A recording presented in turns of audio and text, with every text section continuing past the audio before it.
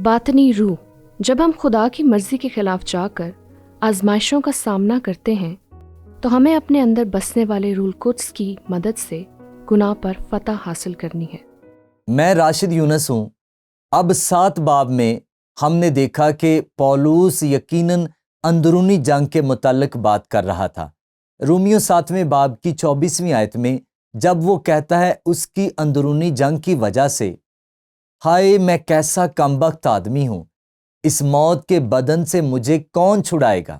اور اس لیے میرے خیال سے یہ سمجھنا بہت ضروری ہے کہ پولس اپنی ہی زندگی کا تجربہ بیان کر رہا ہے۔ وہ اپنی ہی زندگی کے تجربے کو استعمال کرتے ہوئے وہ عمل بیان کر رہا ہے جو کہ ہم میں سے ہر کسی کی زندگی پر لاگو ہوں گے، اور اس کے ساتھ ہی خوشخبری آتی ہے جب وہ یہ کہتا ہے اپنے خداوند یسوع مسیح کے وسیلے سے خدا کا شکر کرتا ہوں۔ اور یہی وہ عبوری بیان ہے جو ہمیں رومیوں کے باب 8 تک لے جاتا ہے، اور ظاہر ہے کہ اصل خط میں کوئی تقسیم نہیں تھی، اور وہ اب اپنے اگلے تبصروں کے لیے ایک مرحلہ طے کر رہا ہے جسے ہم رومیوں کے باب 8 میں کہتے ہیں۔ ایک چیز جو دلکش ہے، پہلے 7 ابواب میں اس مقام تک پولس صرف 3 مرتبہ روح القدس کا حوالہ دیتا ہے، لیکن اس باب میں وہ 20 بار روح القدس کا حوالہ دیتا ہے۔ اس لیے وہ ہمیں یہاں گناہ پر فتح حاصل کرنے کے حوالے سے ایک بہت ہی اہم تصور سے متعارف کروا رہا ہے، اور اس کشمکش سے آزاد ہو جائے کہ کیا صحیح ہے اور کیا غلط، اور میں نے اسے زندگی کی روح کی شریعت کہا ہے، اور یہ ایک خوبصورت راستہ ہے۔ اب ان تمام باتوں کو ذہن میں رکھیں جو اس نے جھگڑے کے متعلق کہا تھا۔ پس اب جو مسیح یسوع میں ہیں ان پر سزا کا حکم نہیں، اور میں سمجھتا ہوں کہ اس حقیقت کی تائید ہو سکتی ہے کہ وہ اپنے بارے میں ایک مذہبی یہودی کے طور پر بات کر رہا تھا جو کہ شریعت کو قائم رکھنے کی امید ڈھونڈ رہا تھا۔ قطع نظر وہ کہتا ہے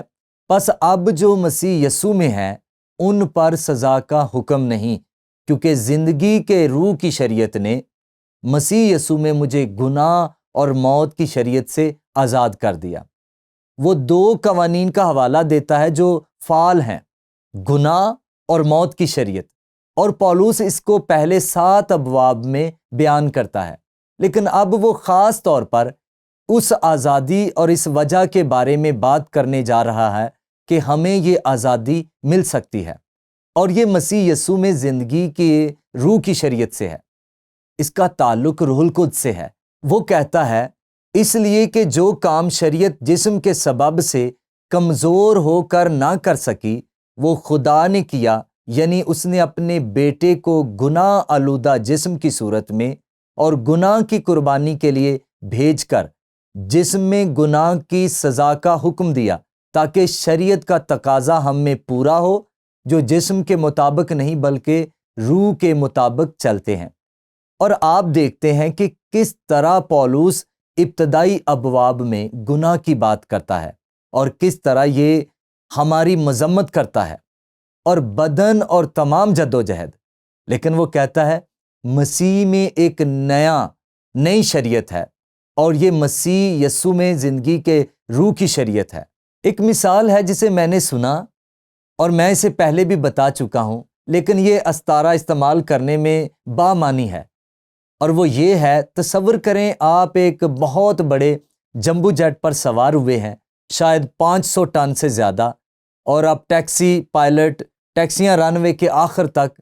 اور آپ وہاں ہی بیٹھے ہیں، اور بنیادی طور پر یہاں وہ اس ساری صورتحال کا بوجھ ہے جو کہتی ہے آپ زمین سے اڑ نہیں سکتے، کیونکہ کشش ثقل کا قانون کہتا ہے آپ زمین سے اڑ نہیں سکتے، لیکن ایک اور قانون ہے جو کشش ثقل کے قانون سے بڑا ہے، اور ہم نے اسے دریافت کیا۔ یہ ایرو ڈائنامکس کا قانون ہے، کیونکہ آپ دیکھتے ہیں جب وہ پائلٹ اس تھروٹل کو آگے بڑھاتا ہے اور ان طاقتور جیٹ طیاروں کو چلاتا ہے تو آپ اس رن وے سے نیچے چلے جاتے ہیں، اور آپ کشش ثقل کے قانون پر قابو پا لیتے ہیں، اور منٹوں میں آپ 40,000 فٹ کی بلندی پر جا سکتے ہیں۔ اس کا اطلاق صرف یہ ہے کہ گناہ اور موت کا قانون کہتا ہے ہمیں اڑنا نہیں چاہیے، ہمیں زمین سے جڑ کر رہنا چاہیے، ہمیں اس جنگ میں رہنا چاہیے، بے شک ہم صحیح اور غلط جانتے ہیں یا ہم مکمل طور پر گناہ میں گرفتار ہیں، ہم گناہ کی غلامی میں ہیں، ہم گناہ کے غلام ہیں۔ لیکن مسیح یسوع میں زندگی کے روح کی شریعت نے کہا ہم گناہ اور موت کی شریعت سے آزاد ہو سکتے ہیں، اور پالوس اس دلیل کو ہر وقت تیار کرتا رہا ہے تاکہ اس کو سمجھنے میں ہماری مدد کی جا سکے۔ اب ایک اور چیز دیکھیں جو یہاں بیان کی گئی ہے، اور میں نے پہلے دوسرے اصولوں میں اس کا حوالہ دیا تھا، میں صرف اس مخصوص سلائیڈ کے ساتھ دوبارہ شروع کرتا ہوں، اس لیے کہ جو کام شریعت جسم کے سبب سے کمزور ہو کر نہ کر سکی وہ خدا نے کیا، یعنی اس نے اپنے بیٹے کو گناہ آلودہ جسم کی صورت میں، اور جس نقطے پر میں روشنی ڈالنا چاہتا ہوں، اور گناہ کی قربانی کے لیے بھیج کر جسم میں گناہ کی سزا کا حکم دیا۔ میں سوچتا ہوں کہ پالوس یہ کہنا چاہ رہا ہے، اگر آپ شریعت کو اپنی طاقت میں رکھنے کی کوشش کرتے ہیں، یسوع مسیح کی طاقت کے بغیر اور آزاد کیے جانے کے،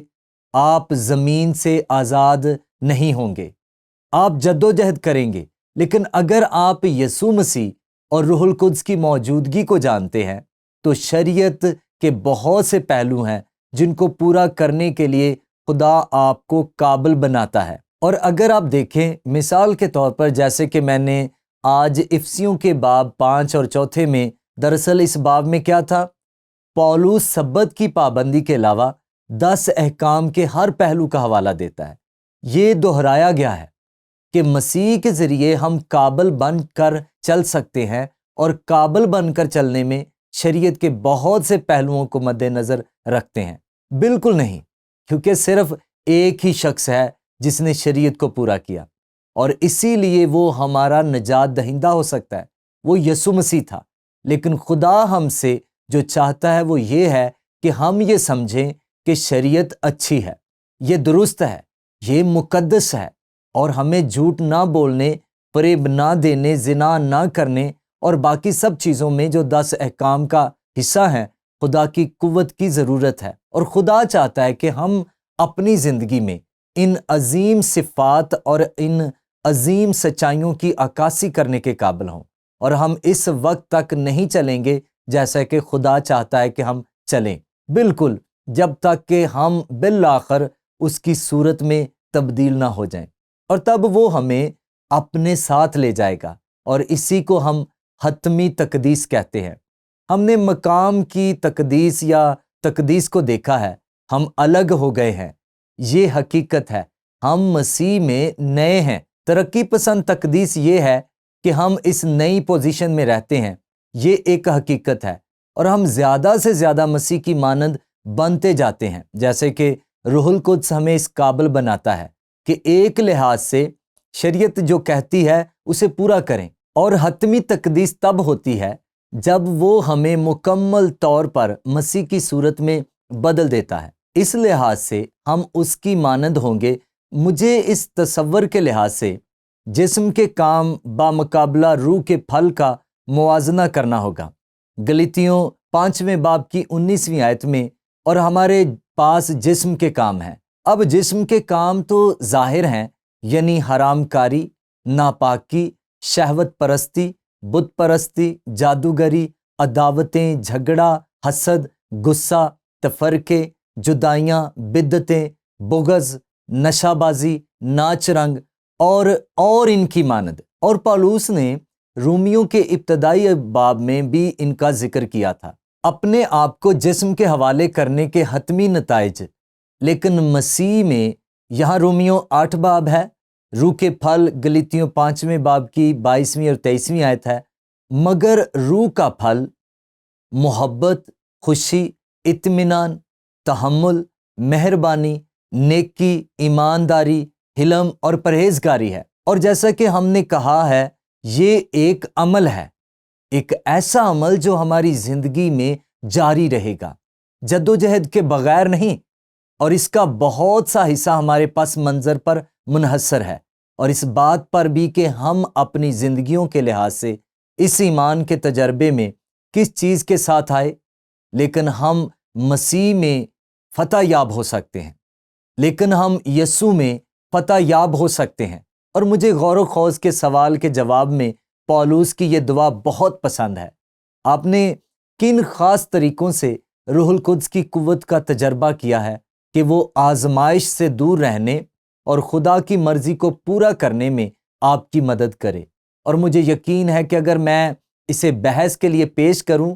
تو ہم سب ہی مختلف تجربات کے ذریعے سے یہ بتا سکتے ہیں کہ کیا چیز ہمیں نجات کی طرف لے کر آئی۔ لیکن جیسا کہ میں نے کہا، مجھے پولس کی یہ دعا بہت پسند ہے، کیونکہ میرے خیال سے یہ اس نقطے کو ظاہر کرتی ہے کہ ہم سب کو ایک دوسرے کے لیے ذاتی طور پر دعا کرنی چاہیے۔ اور میں نے یہ دعا کئی بار پڑھی ہے، تو اختتام کرتے ہوئے میں آپ کے ساتھ یہ بانٹنا چاہتا ہوں۔ یہ افسیوں 3 باب میں ہے، آیت 16 سے شروع ہوتا ہے کہ وہ اپنے جلال کی دولت کے، اور پولس افسیوں کے لیے یہ دعا کر رہا ہے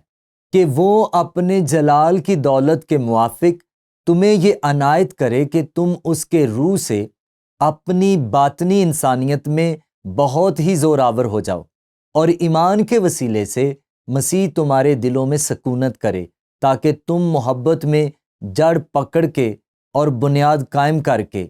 سب مقدسوں سمیت بخوبی معلوم کر سکو کہ اس کی چوڑائی اور لمبائی اور اونچائی اور گہرائی کتنی ہے، اور مسیح کی اس محبت کو جان سکو جو جاننے سے باہر ہے، تاکہ تم خدا کی ساری معموری تک معمور ہو جاؤ۔ اور میں صرف یہ کہنا چاہوں گا کہ اس سے مراد خدا کی ذات ہے، مسیح جیسا بننا، اور پھر یہ عظیم انتہا، عظیم مناجات، اب جو ایسا قادر ہے کہ اس قدرت کے موافق جو ہم میں تاثیر کرتی ہے، ہماری درخواست اور خیال سے بہت زیادہ کام کر سکتا ہے، کلیسیا میں اور مسیح یسوع میں پشت در پشت اور ابدالآباد اس کی تمجید ہوتی رہے، آمین۔